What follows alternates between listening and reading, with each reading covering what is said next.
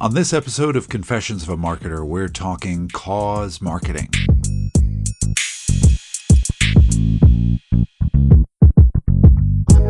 I'm Mark Reed Edwards. Welcome. We're on cause marketing this episode, and next week we have a great discussion about analyst relations with Duncan Chappell. Just talked with him yesterday, and I'm really excited to get this one in your ears. Might even end up being 2 episodes. On to today. We're talking with Sheryl Victor, an old friend of mine. We go back to the turn of the century when we had adjoining cubes at a .com startup. Oh, the good memories there. Sheryl went on to bigger and better things and moved into the cause marketing and corporate social responsibility area a while back. She's now Vice President of Marketing and Communications at the Museum of the City of New York, where she has responsibility for all of marketing for the museum, educating the public about its distinctive character and its heritage of diversity, opportunity, and perpetual transformation. Hope you enjoy the discussion. Let's get to it. Sheryl Victor Levy, welcome to Confessions of a Marketer. Oh, Mark, it's great to be here. Thanks for having me. So what is cause marketing? So cause marketing really has a broad definition in terms of encompassing a few areas. One could be seen as corporate social responsibility, incorporating sustainability under their best business practices on how a company is run, to forging a relationship between a brand and nonprofit to do good. A lot of companies and nonprofits view it in different ways, and there's many ways to kind of skin that cat on marketing cause. So how does cause marketing differ from marketing, say, for a commercial business, which you have a lot of experience doing? Yeah, so I'm pretty fortunate because I originally started my career in the for-profit world, spending a great deal of time at media companies, including MTV, VH1, USA Networks, and Hearst magazines. And so I was exposed to a variety of different models in terms of marketing, whether it's licensing, which you become more of a revenue generator, but it's brand extension, so it's considered marketing, to general promotional marketing and working with cable providers like DirecTV or AT&T and marketing the cable networks through them.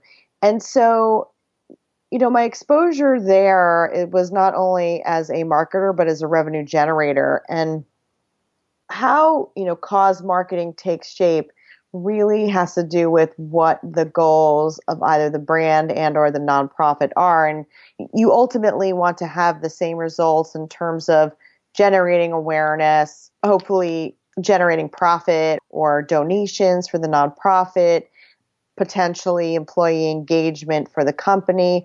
It takes a lot of forms. And so the way to really look at it is you're not really just marketing a product or a service, you're actually marketing the halo effect and the do-good effect to have some sort of positive result on society, have some sort of social impact that can be measured in a variety of ways, which we can talk about, but it's not really something that leads directly to shareholder price or to bottom line.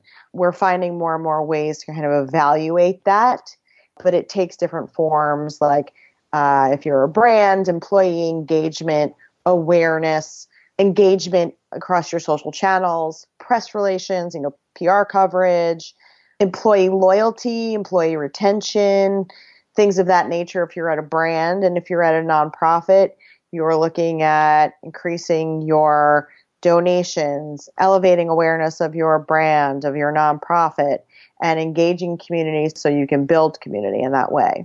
So does it take a different kind of passion? Do you find yourself using different muscles or brain cells than you did, when you were working for VH1?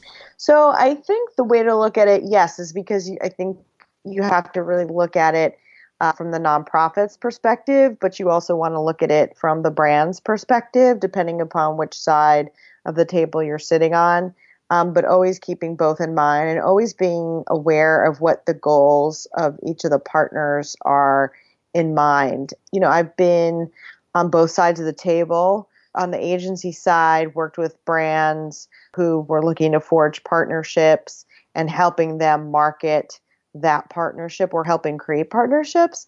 Then on the nonprofit side, always putting my brand brain on or company hat on and being able to think like they think and having their goals in mind, speaking the language that they wanted to hear, always keeping their goals in mind when developing strategies, being aware and mindful of their implementation processes and how it fits in with their overall marketing. So I think just being able to be aware and mindful and strategize using kind of both sides of your brain, if you will, but always with the same goal in mind. Right. It's usually about elevating awareness, driving engagement, driving donations, or driving engagement for employees.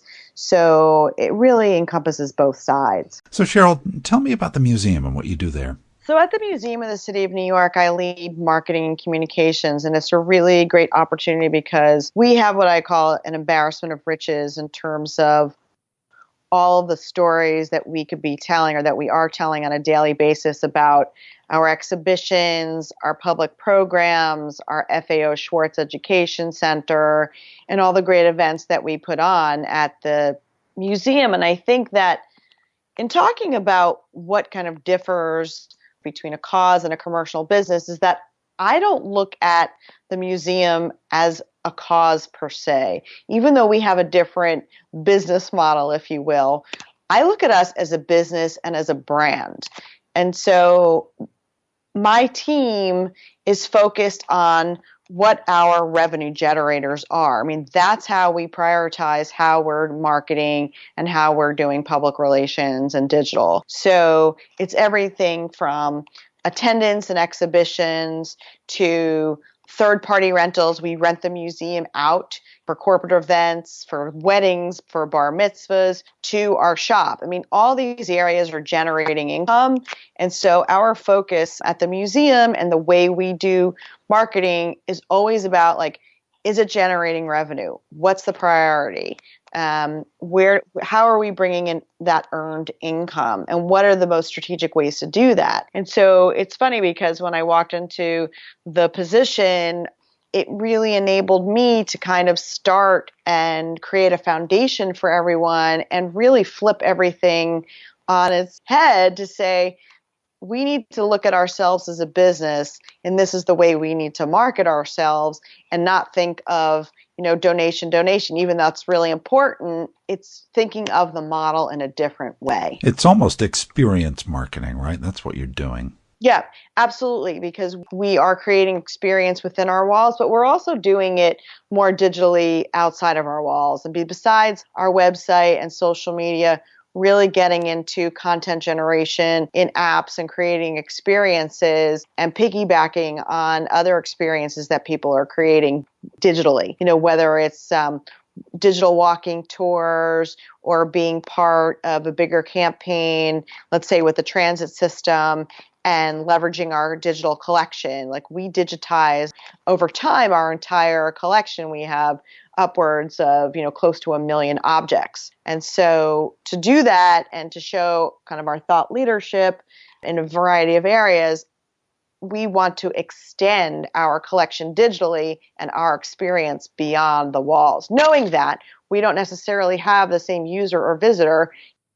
We might have a different user outside of our walls versus the visitor who's coming into the museum itself. So you teach at NYU now, and what's your sense of the next generation of people coming into business or people coming into cause marketing or marketing in general? So I think in terms of the next generation of marketers, I think that a lot of them, because they're mostly digital natives, I think they look to quantify things rather quickly. And I'm not always sure that they look at the broad view, though, and think always strategically.